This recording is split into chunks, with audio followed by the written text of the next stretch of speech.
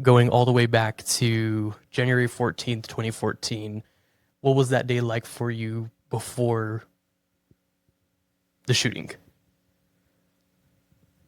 It was normal. Everything was normal. Where were you working at the time? I was at Halliburton in Artesia. Yeah, so I remember like mom too that morning. We were just here at the house. Dad had been in Lubbock for a work trip, and then sis was, of course, up in college. So that morning went pretty crazy. We were ready to return back from school after the winter break. I remember that morning I had woke up with a stomach ache, just didn't feel right, and yeah, it was interesting the fact of returning back to school, getting to see all the friends. So it was like excitement at the same time of getting all of those winter sicknesses, had the runny nose. But anyway, I got onto the bus that morning, went to school, and then sure enough, right before the bell rang to go to first period, that's when the shooting happened. And so I remember to the extent of when the assistant principal he had called mom, which of course she told me about that later on. I mean, at that point, the news was going everywhere, and everybody was trying to notify their families of the fact, like, hey, there's just been a shooting at Brendo, all of that crazy stuff. So, whenever you first found out about the shooting, like, where were you both physically and in a headspace? We were having a yard day that day there in Artesia. And I remember I came inside and a buddy of mine was like, hey, if you know anybody that goes to Brindle Middle School, um, check on them because there was a shooting there. So I tried calling you like 3, 4 times and you didn't answer. And then my wife Bianca called and she just told me what happened. I remember my boss at the time, he looked at me and I looked at him and the phone just fell out of my hand and he knew exactly, he read my emotions. Jumped in the truck and he probably did 100 miles an hour here to the hospital. We came straight to the hospital. We're looking for you. A guy in the hallway said they had already flown you out. And that's about how that went down until we all came and left to Lubbock. Yeah, yeah. Which the point you bring up there, whenever y'all got to the hospital, said they'd already flew me out. I was here in Roswell at one of the local hospitals, and of course, bandaged me up as much as they could. I actually have a scar right here on my hand where one of the needles had infiltrated my vein, so that was pretty crazy.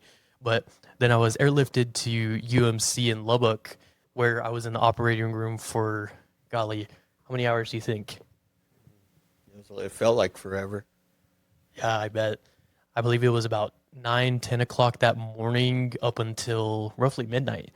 So, I mean, doing all kinds of surgeries, not only, I mean, the hand was the least of the worries. Both of my eyes were completely gone in that moment, at least, of course, right? I had to do an exploratory surgery where they cut me from the top of my chest down to my waist. Just tons of surgeries. And the main one that was like the biggest concern was the fact that many of the pellets had went into my face, my brain, all the way down to my waist. So the fact of the matter was one of the pellets had went straight through to the center of my brain, which was causing a lot of brain swelling. And then that's when the doctor had come out, had to ask my dad for permission as far as proceeding with that particular surgery because of the fact that my brain was swelling. And if they didn't do a craniotomy where they cut out a large portion of my skull to relieve the pressure, then there was the chance that, I mean, of course, my brain would literally explode internally. So that was like very critical moments in the hospital at that moment. In those crazy times while I was in the hospital, what was it like for you and really just the rest of the family that was there trying to wait and see or hear of any updates and just like my overall condition? It was very nerve wracking, not knowing what was going on, um, not being able to see you, not being able to just process everything that had just happened. Like it didn't seem real. Um, the thoughts that go through your head. in that kind of situation, even though you try to filter out the bad thoughts, they're always still there of like the what ifs, what if he doesn't make it, or what if he makes it and he's not the same? And then you just start thinking of all the past memories of your little brother. For sure. Now, when it came to the many hours of waiting, feeling like forever, and I can only imagine like the headspace everybody else was in too, right? Mom, dad, Ashley, and who knows how many other hundreds of people. Just the fact that their kids do experience like the visual part of it, right? Having to see all of that happen. But specifically, after all that time of waiting and wondering and questioning everything else, what was it like for y'all whenever it came time to actually go and see me in that state where I was at the time? I remember before we walked in, Dad stopped and kind of said, "Hey, just be prepared." And when we opened the door and saw you, it just fell apart, man. You know, a lot of hate towards the person who did this for me. At the time I was in the world, so I wasn't who I am today in my faith and stuff. So back then, the thoughts that went through my head were really bad. I wanted revenge, and that's all I could think about was, if they're gonna do this to my brother, well then I want to do something back. And I was a different person back then than I am today. I understand things a lot more now. But yeah, it was very, very painful. Something I wouldn't wish on anybody. Oh yeah. And from your perspective of like just seeing me in that moment, what did I look like? Like someone I've never seen. I didn't recognize you. All bandaged up, and it just seemed like, man, is this the last way I'm ever gonna see my little brother again? For sure. Oh yeah. Because I remember, I don't know who captured the picture, and this was even a few days after the swelling had went down and whatnot. But it was almost like I looked purple, purple and bruised, and little blood spots everywhere from where all the pellets went in. That was crazy. Whenever y'all showed me that picture, I was like, "Are you sure that's me?" I remember back to whenever I was first waking up, because I was sedated for what, about a week and a half, maybe two at most, completely medically sedated, just allowing my body to heal, seeing what that could do in that span of time as far as healing internally from all the internal damage that was done by the pellets, plus all the internal healing that had to happen with all the surgeries I had to do. I think it was a total of 12 just from that one day specifically.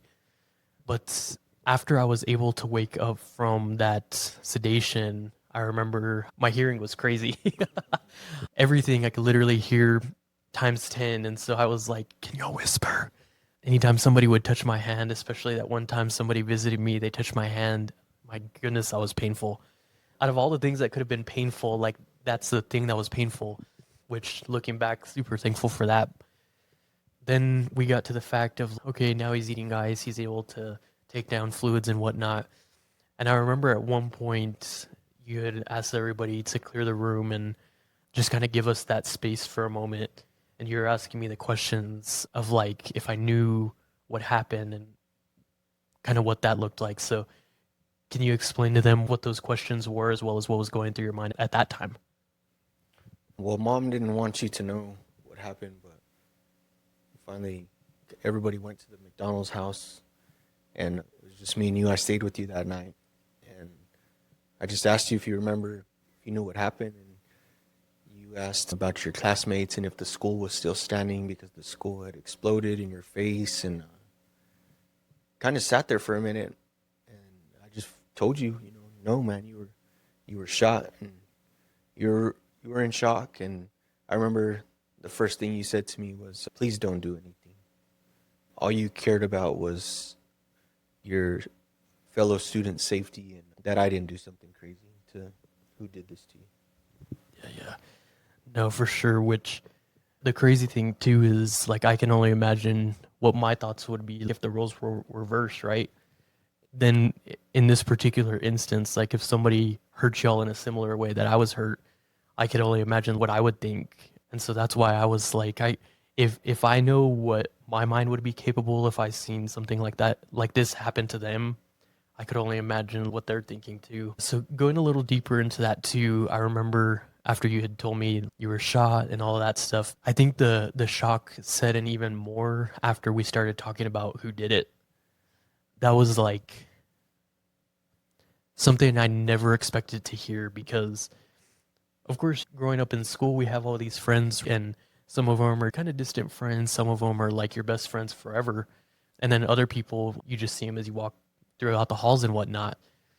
But this specific kid was like somebody you would never expect, to the extent of whenever you told me the first name, I was like trying to think who in the world could have done that, because everybody I knew with that name, it was like there's no way that kid could have done it, no way that could have done it.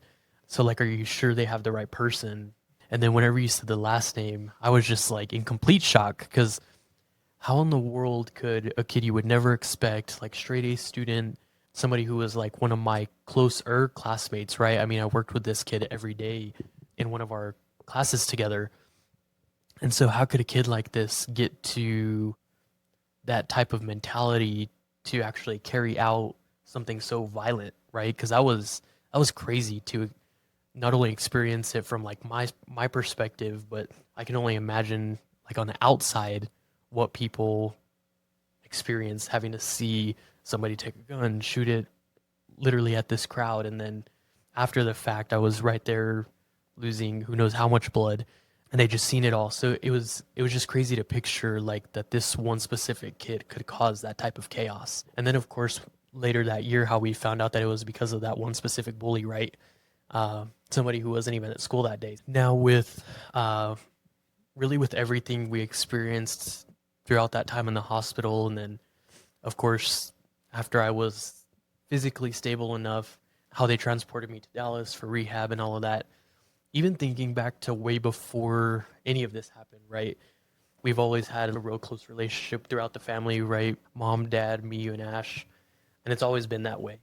So after that whole experience in the hospital, how do you think there were any changes to the dynamic of our family, if any? I would say it brought us closer. We were never like, well, we fought like as kids. Well, me and Ashley, I mean, I was already in high school when you were born.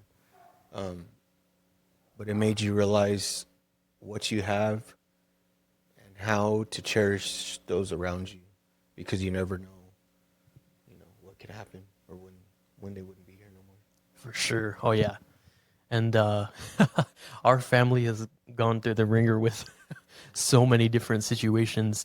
I laugh because of how crazy all of our experiences have been. You with your accident, Ashley with her friends in Vegas, dad whenever he's had his moments, whether it be health related or world related.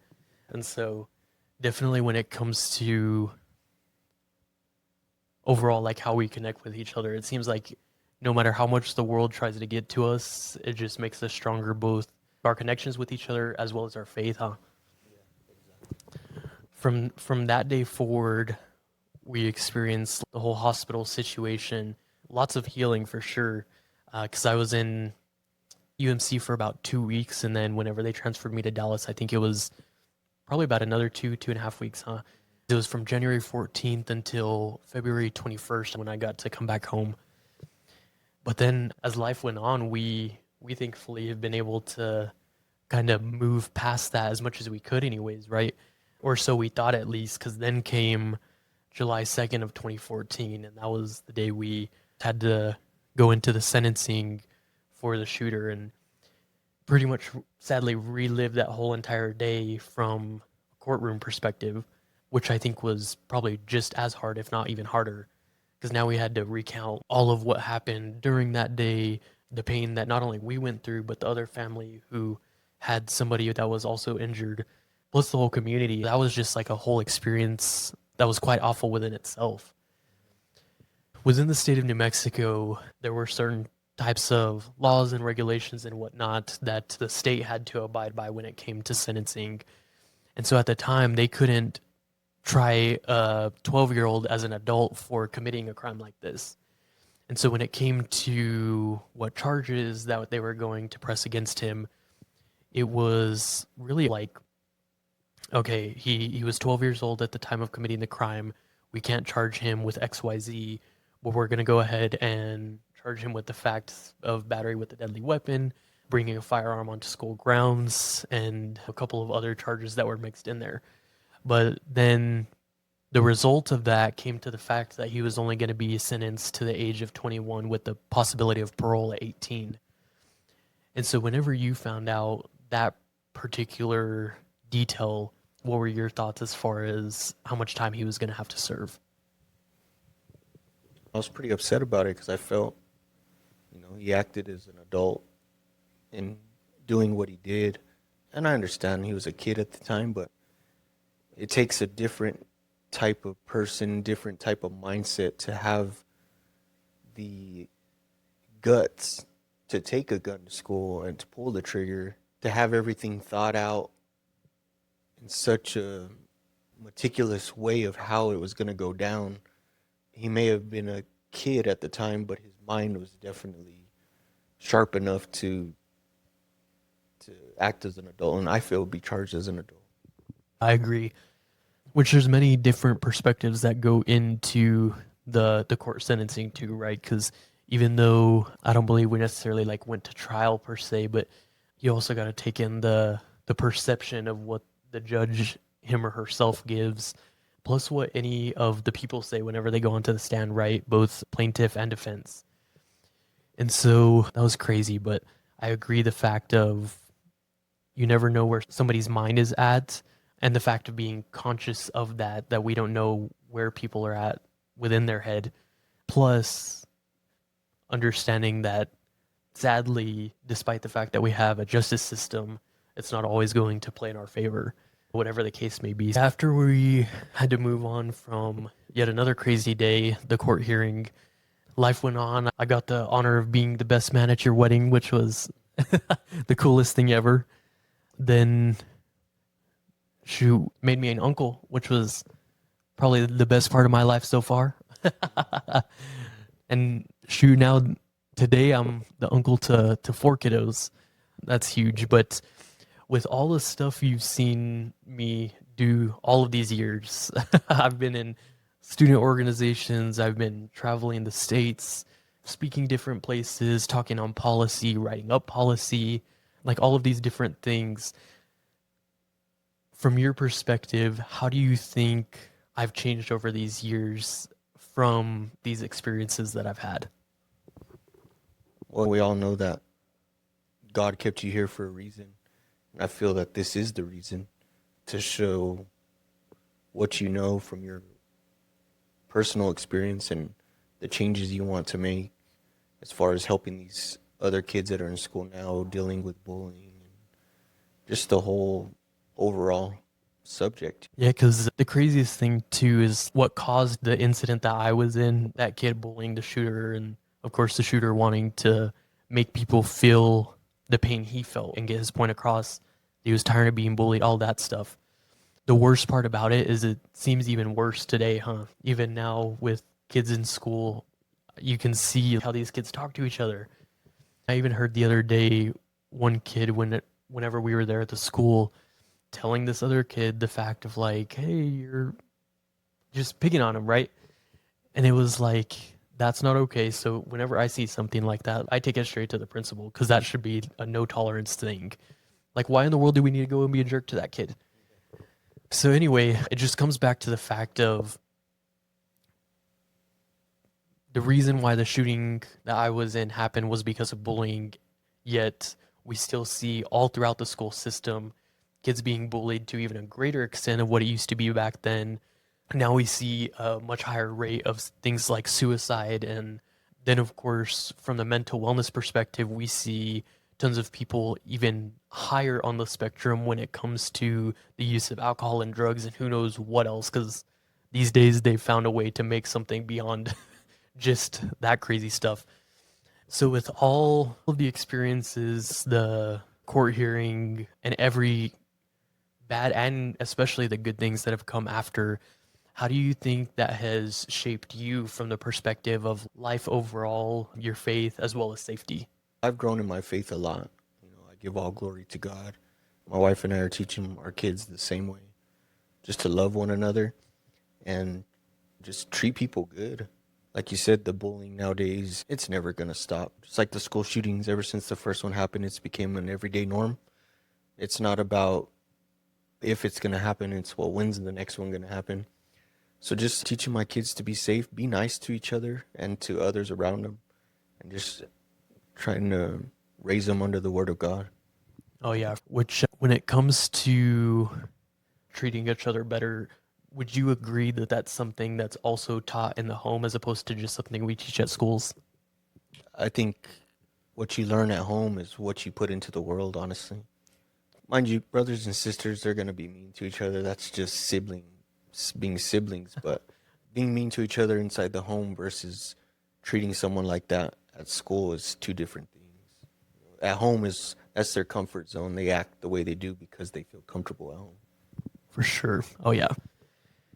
Reflecting again back to everything we've been through, but specifically highlighting the all of our experiences with the shooting, what type of advice do you think someone who's already gone through a similar situation of a school shooting, as well as their families, like what advice do you think they need to hear? It seems like a lot of people these days are like, they blame guns. Everything's the guns' fault. They want to strip the Americans of their right to bear arms. Guns aren't the problem. People are the problem. Guns don't kill people. People with guns kill people. And I feel like it's just everybody looks to blame other things than the core problem, the mental health, the way people are treated. It's always, oh, we need to take guns away. Taking guns away ain't gonna change nothing. It's really not, in my opinion. For sure.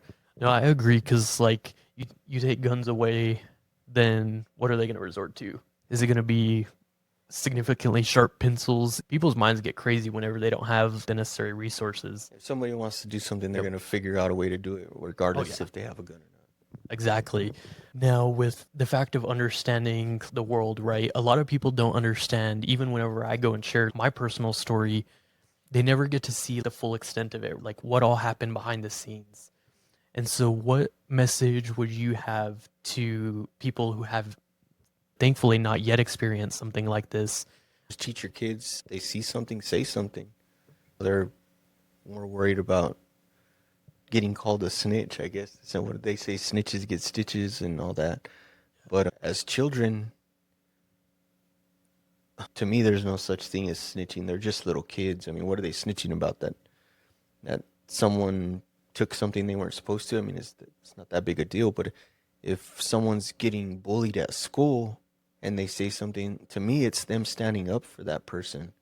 Maybe that person that's getting bullied is scared to say something, or so they're being a voice for someone who can't speak up for themselves for whatever reason it may be, out of fear, the inability to do so, or whatever it may be.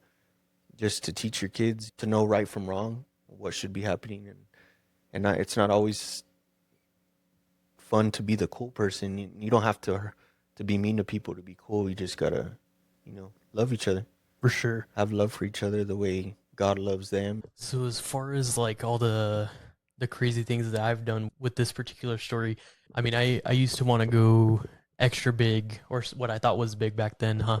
Oh, I want to go be a doctor. I feel that's where I'm being led to. Wanted to be a pediatric trauma surgeon there for a while. And college told me real quick that yeah, no, that's that's not the direction I was going. So ended up changing my major from biochem pre-med.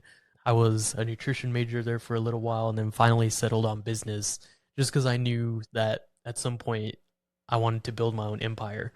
Which I knew too, the fact of I want to go start speaking at places. I want to share my story. Ended up writing a book, which is crazy. So now authored this book in the blink of an eye, have our podcast going now, the All of Us podcast, and then even in the works of starting up my own student organization.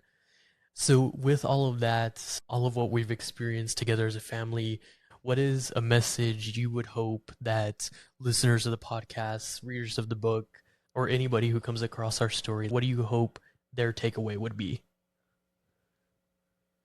That God is very powerful, and everyone on this earth has a reason to be here. And you may not know it now, but eventually everything will unfold. Just to trust in God and love your family and stay true to yourself. Looking at where I am now with all that I do for the sake of ending gun violence and hopefully preventing any family from having to experience what we did, how does it feel like seeing this whole story of who I've become like a full circle moment? I'm in awe, honestly. It's something I could never do. I mean, being on this podcast alone is hard for me and out of my norm. And you get up and talk to people like it's just natural to you. It's amazing, man. Truly amazing. I love it, and I love you. Cool stuff. Well, thanks so much, Bub, for being on the podcast with us and for sharing all of your insights and thoughts and ideas, and yeah, for being you. Thanks, bro. Thanks, Bub.